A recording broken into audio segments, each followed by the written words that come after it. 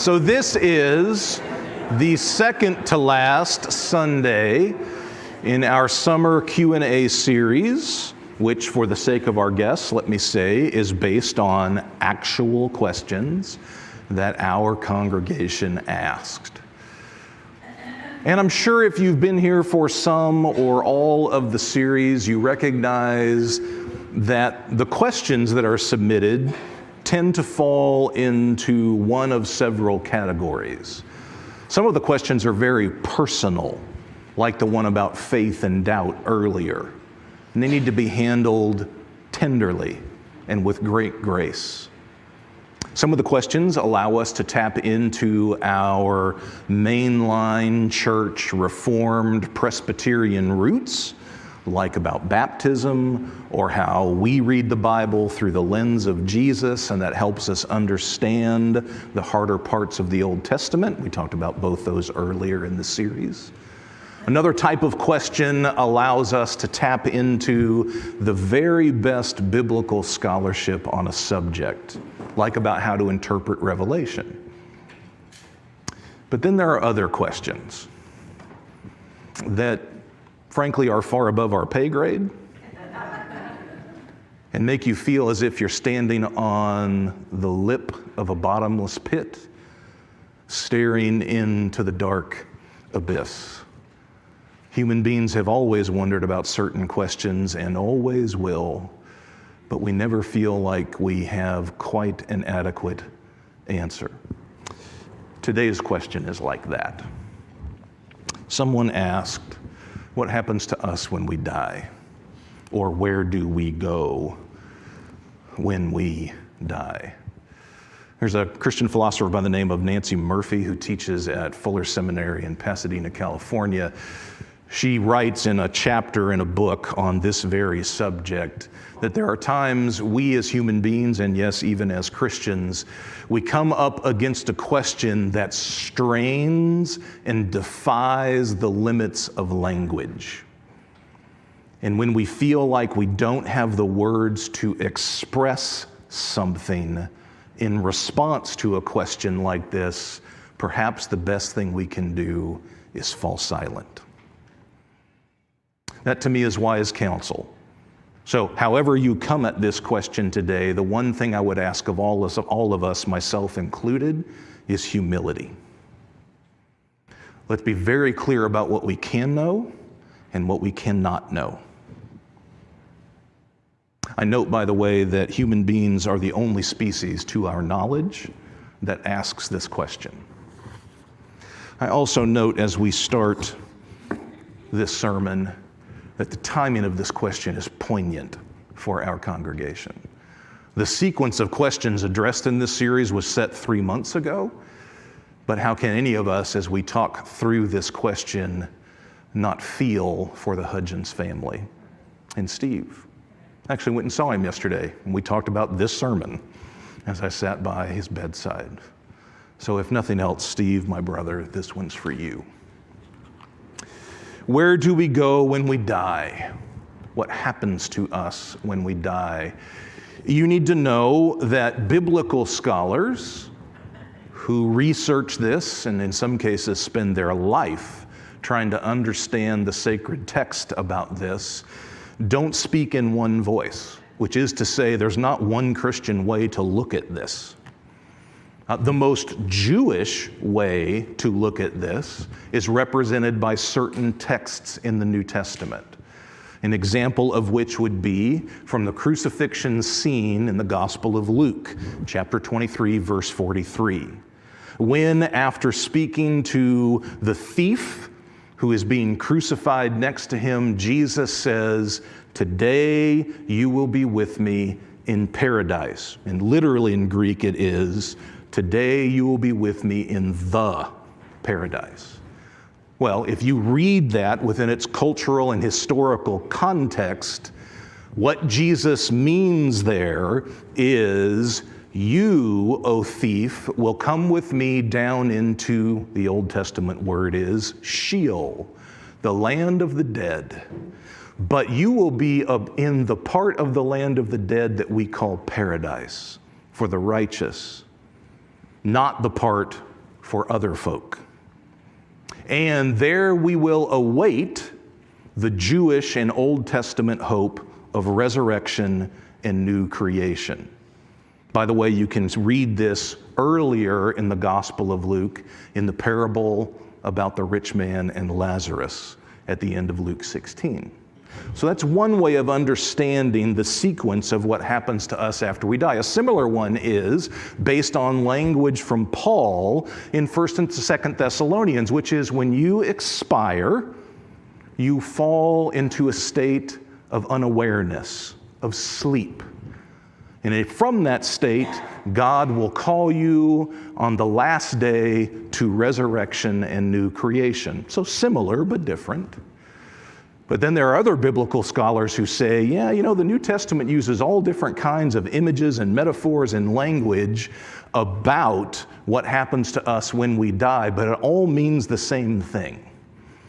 Whether it's resurrection language or new creation language or our spirit going someplace language, it all just means that when we die, our soul, the immaterial part of us, goes to the realm of God, which is also not physical, called heaven. And there we dwell with God eternally, forever. Which one of these is right? I have no idea. And it's okay that I have no idea. In fact, if I had a hunch, I'd tell you none of them are. But there's probably truth to all of them. So I don't want us to dwell on which one of these frameworks is right or wrong or best this morning. What I would rather do is talk about some of the principal New Testament language for what you and I will experience after we die, regardless of which one of these is right. And we can only do our best with the language because there's part of what the New Testament describes that frankly lies beyond our ability to express. So here's the first metaphor the New Testament uses for what it will be like after we die. The New Testament, the principal word in ancient Greek that we translate in our English New Testaments for live, the verb to live, is actually the Greek verb peripateo, which doesn't mean live. It means walk. So, if you read your New Testament, every time you see the verb live, you should probably more accurately or precisely translate it walk. And that idea or image conveys to you that our earthly life is a life of movement, that we are going from some place to some place. Our life here on earth is dynamic. It is not static. You are not at home, you're in a car, and the car is moving. Peter, in 1 Peter chapter 2, verse 11, uses the related words that we on this earth as Christians are sojourners and exiles. Maybe the single best passage in all the New Testament that expresses this idea of us being walkers through our life or sojourners through our life is found in Hebrews chapter 11. Hebrews chapter 11 verses 13 and 14 and then 16 reads as follows. All those of faith die without having received the promises, but from a distance they saw and greeted them. They confessed that they were strangers and foreigners on the earth. For people who speak in this way make it clear that they are seeking a homeland. But as it is, they desire a better homeland. That is an earthly one. Therefore, God is not ashamed to be called their God. Indeed, He has prepared a heavenly city for them. Whatever else death is for the Christian, it is rounding the last bend toward home. The Christian writer that I am aware of who expresses this best is the late Presbyterian writer from the latter part of the 20th century, Frederick Buechner. This is from a book of his entitled The Longing for Home. He writes, quote, "No matter how much the world shatters us to pieces, we carry inside us a vision of wholeness that we sense is our true home and that beckons to us. The word longing comes from the same root as the word long in the sense of length in either time or space, but also the word belong, so that in its full richness, to long for something suggests to yearn for a long time for something that is a long way off, and something that we feel we belong to and that belongs to us.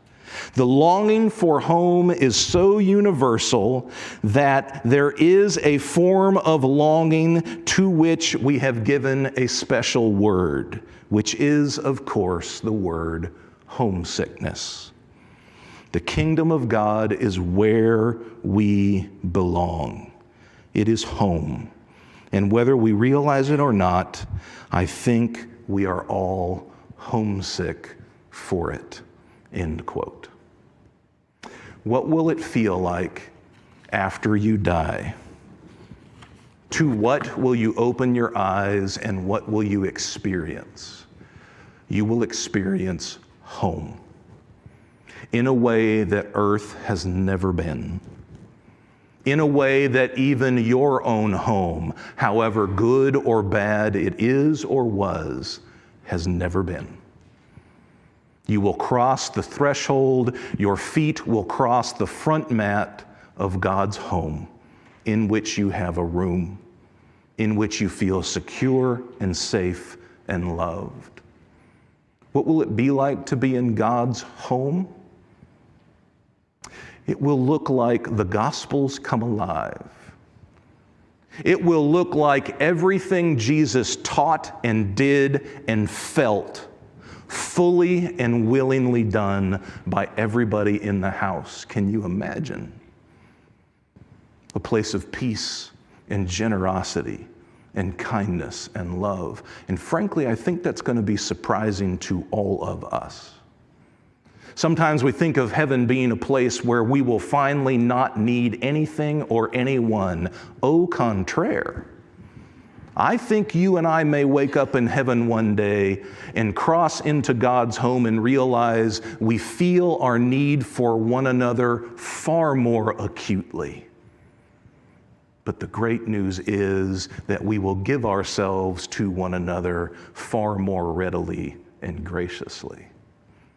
What will it be like after you and I die? It's going to feel like coming home. Number two, what will it feel like? What will the experience be like according to the New Testament of transferring through death to heaven? It's going to feel like freedom. It's going to feel like freedom from suffering and bondage and oppression. In the New Testament, these are probably the most famous words written by Paul the Apostle in that regard. This is from Romans chapter 8, verses 22 and 23. We know that the whole creation has been groaning together as it suffers together the pains of labor. And not only the creation, but we ourselves, who have the first fruit of the Spirit, groan inwardly while we wait for adoption, the redemption of our bodies.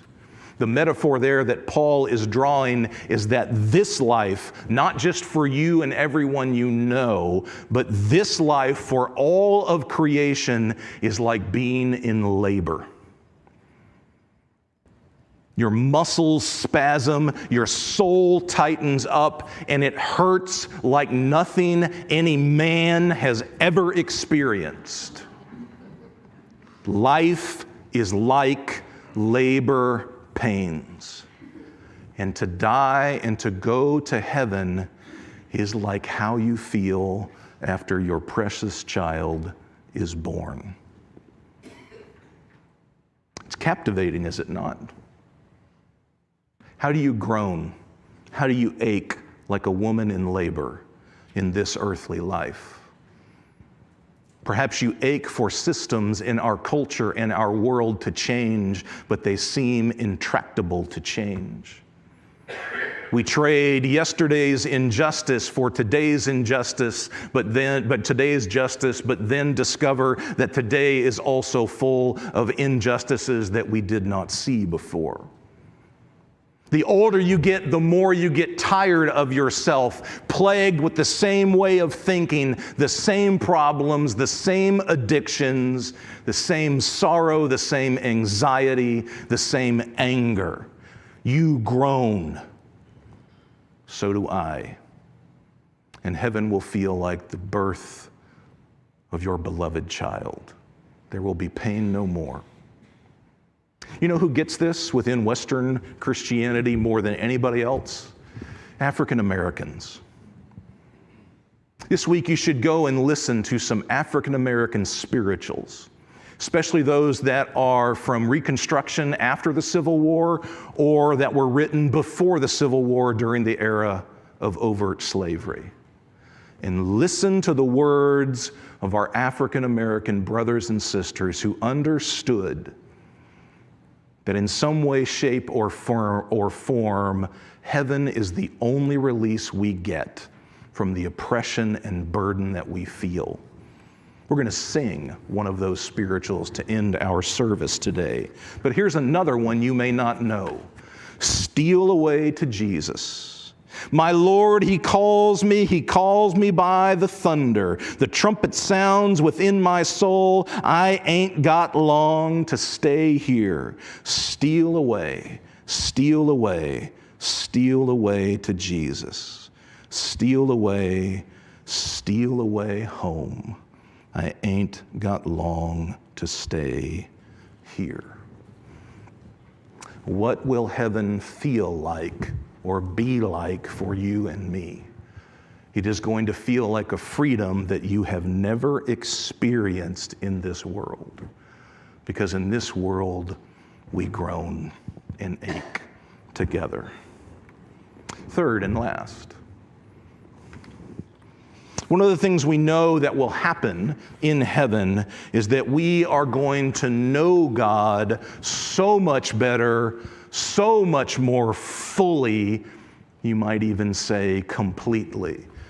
The great Christian leader and theologian from North Africa in the 300s AD, St. Augustine, said it this way: we will there observe God in utter clarity and distinctiveness, seeing His presence everywhere. Imagine what that will be like. I'm sure you've had moments in your life, in nature, or when you received unexpected love from someone where you sensed God's presence. Well, imagine if that's what life is like all the time. And everything you see and in everyone you see God's presence. Remarkable, right? Yeah, but with that, you also get another benefit. John Calvin, the great reformer, said, echoed some 500 years later by Thomas Merton, that it is only when you know God that you can truly know yourself. See, the truth is, on this earth, each one of us is, at least in part, a mystery to ourselves. You think you know yourself, then you live a few more years and you realize, I didn't know that about me. I didn't know that weakness. I didn't know that this one thing or this one activity would bring me joy in the way that it does. And you live a few more years and you go, I did not know myself nearly as well as I thought. That's what earthly life is like for human beings like you and me. However, when you go to heaven, whatever it is, and you know and see God fully, you will also know and see yourself fully. And the really good news is the best version of you has not yet been seen or experienced by anyone. The New Testament tells us over and over again that what you and I are on this earth is God's construction project, and He's not done. Another metaphor in the New Testament is that our life on earth is like a seed, and right now it's under the soil. But when we die and we go to heaven, whatever that means, that seed will finally break through the soil, it will sprout, it will blossom, and it will bloom. You only know God in part right now, and you also only know yourself in part right now. 1 John chapter 3, verse 2 reads, "Beloved, we are God's children right now, and what we will be has not yet been revealed. What we do know is this: when Christ is revealed, we will be like Him, for we will see Him as He is." Paul writes at the end of 2 Corinthians chapter 4, "So we don't lose heart. Even though our outer nature is wasting away, our inner nature is being renewed day by day. For our current slight momentary affliction is producing for us an eternal weight of glory beyond all measure, because we do not look at what we can see, but at what we cannot see. For what we can see is temporary, but what we cannot see is eternal." All those great things your friends tell you about you, all those habits and spiritual disciplines you are trying to integrate into your life, all those ways that you are straining and trying inch by inch, foot by foot, to be just a little more like Jesus. As a 20-year-old or a 40-year-old or an 80-year-old or a 100-year-old, guess what? You ain't seen nothing yet. And when you get to heaven, the seed breaks the soil and sprouts and blooms. That which was temporary and passing is gone. That which is unseen and eternal stays, and unseen and eternal stays forever. You have not yet seen the real, permanent, best version of you, but you will. Up on the screen are 3 ways that we can at least begin to wrap our head around what heaven will be like, the experience of heaven will be like. It will be like coming home. It will be like freedom from pain and suffering. And it will be like finally knowing yourself at your very best, your Christ-like best. There is an author by the name of Sophia Scott. She is an African-American Episcopalian who, by her own admission a few years ago, was just a nominal Christian. And then some friend of hers put her onto the writing of Thomas Merton, the great monk and mystic from the late 20th century. She recently wrote a book about the experience of getting to know the work and life of Thomas Merton and how it radically transformed her faith. The book is entitled The Seeker and the Monk, and I highly recommend it to you.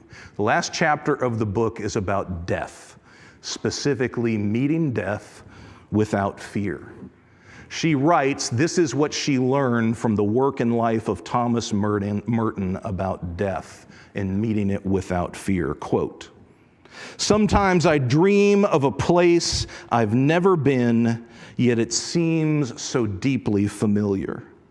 There is something different about the place. It radiates a warm and gentle glow, like the golden hour of light in that precious time right before the sun begins to set. I know that I am not alone. The place feels spacious, yet full all at once. And though I'm standing there, it feels like I'm being pulled there, as if it's pulling me into its safe harbor. My whole life feels like a course toward this place. It's a joyous feeling, like I'm a child running on sandy shores. And I know that I will recognize this place when I arrive, even though it will be for the very first time." There's a German New Testament scholar by the name of Peter Lampe who says, you know, in the end, as a Christian person, there are really only two things you can know about death and heaven for certain. Number one, God is faithful. And number two, you will be with Jesus. Would you pray with me?